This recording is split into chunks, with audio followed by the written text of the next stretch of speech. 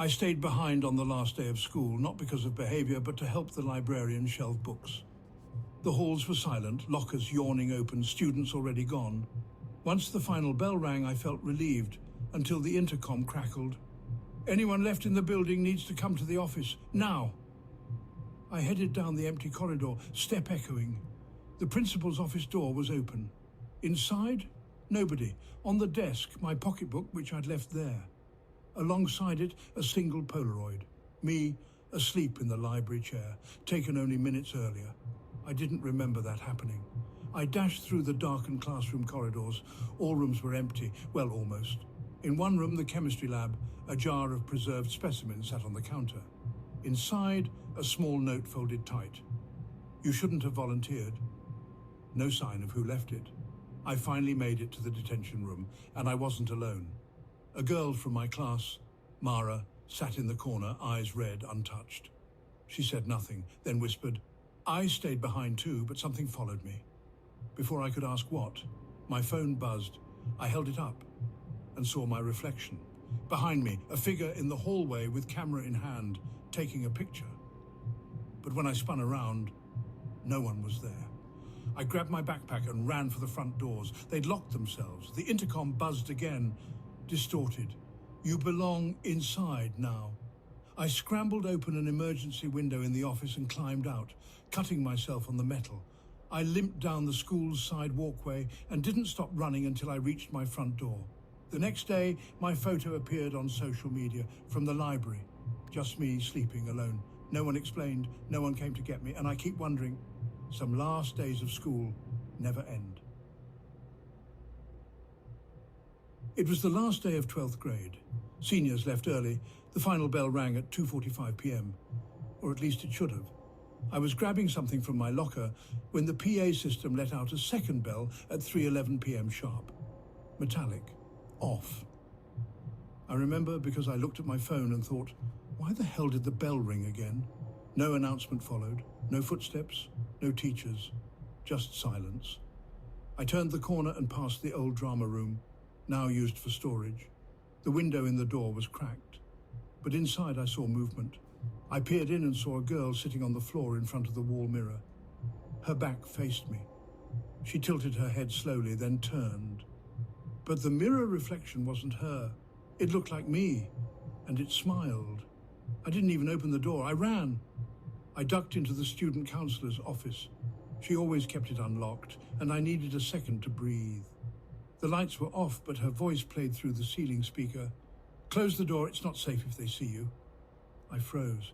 "He was the janitor. You saw him last year. He never left." That's when I remembered.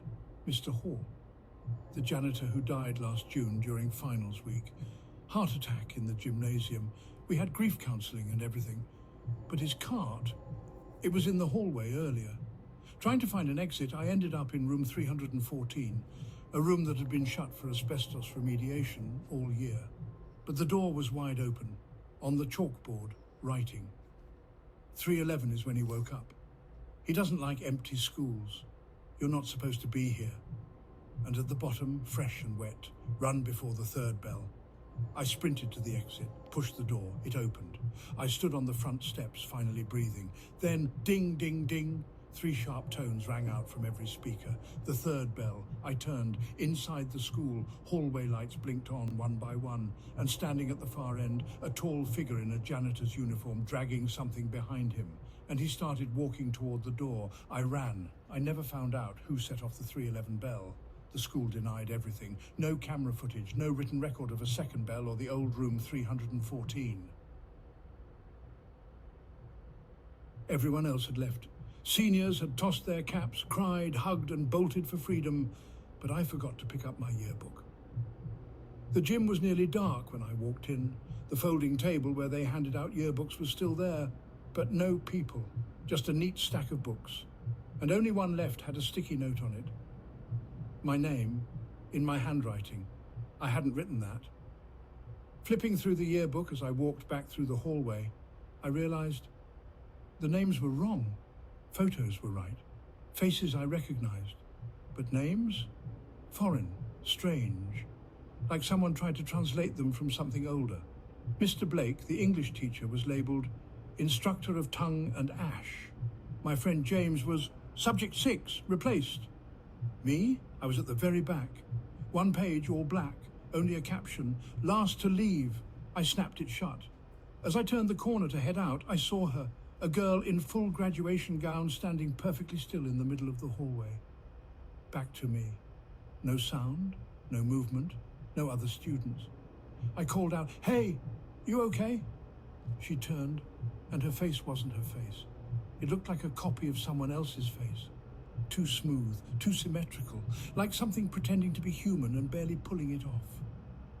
Then she said, You weren't supposed to stay, and vanished when I blinked. I bolted down the science wing stairwell, my usual shortcut to the parking lot, but when I reached the bottom floor, I was back at the top. Tried again, same result. I dropped my pen. It clattered down the stairs, and I heard it twice. 2 identical clinks, as if the staircase looped in time and sound. Then a loud scream echoed from above and below. I didn't wait. I climbed through the janitor's side door on the landing and burst into the old records room.